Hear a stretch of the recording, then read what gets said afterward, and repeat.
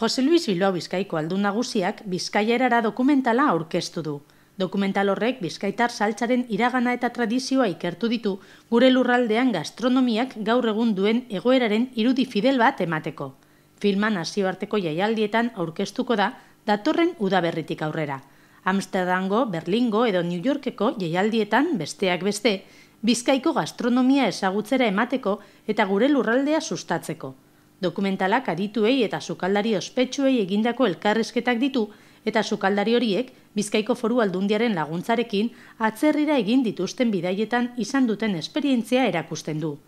Bizkaia erara dokumentalaren xedea da Bizkaiko sukaldaritzari buruzko dokumental bat baino zerbait gehiago izatea.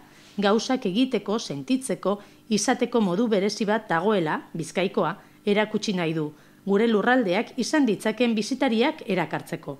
Aldun nagusiak bere mintzaldian nabarmendu du aldundiak sukaldariei laguntza eman nahi diela jarduera ekonomikoa eta enplegua mantentzeko.